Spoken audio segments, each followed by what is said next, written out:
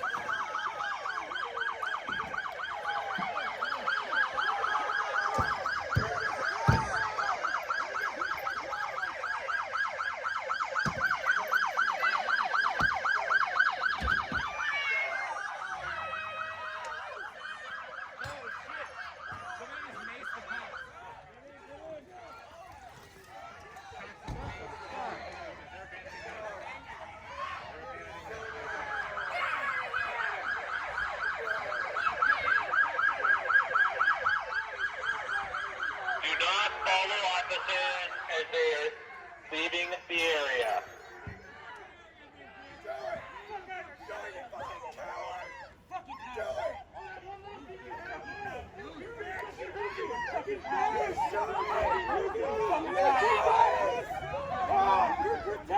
I got you hitting that car on the fucking camera, bro! I got you hitting that car on camera, bro! Yes, I did! Yes, I did! Remember you hitting that car?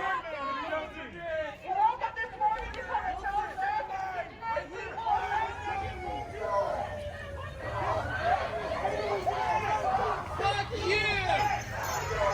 Fuck you! Fucking fascist! Fuck off! Get the fuck out of my town!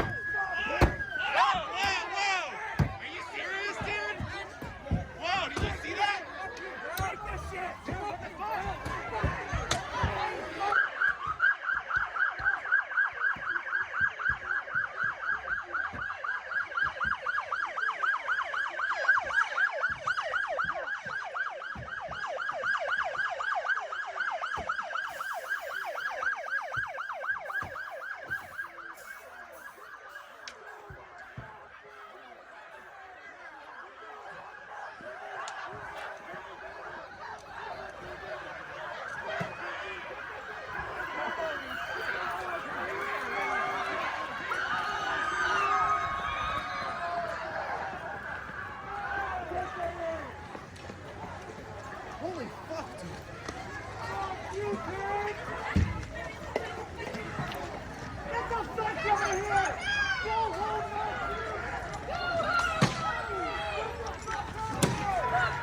nobody move!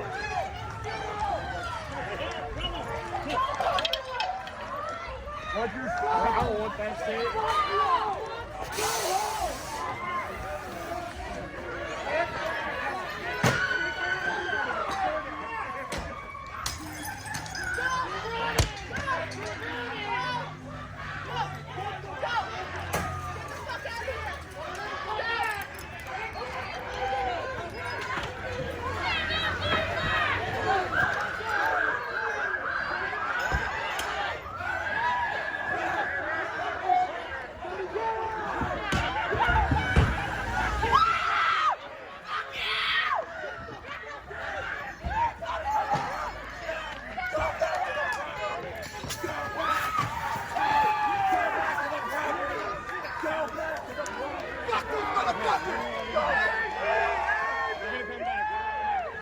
It was really, really pathetic. The breaking news we've been following all day on North Mississippi Street, where protesters have blocked off the street and are clashing with police. So protesters have been out here barricading the street throughout the day. They put rocks and barbed wire in the street and strips of wood with nails in them. They told me off camera that they're protesting them being evicted, as well as those arrests I was talking about that were made this morning. So police tweeted today saying they're monitoring the situation. They also said, quote, people need to remove the barricades to allow the normal flow of traffic and for residents nearby to be allowed to come and go. Continued criminal activity may result in arrests, including the potential use of force.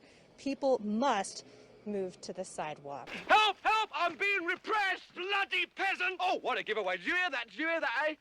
That's what I'm on about. Did you see him repressing me? You saw it, didn't you?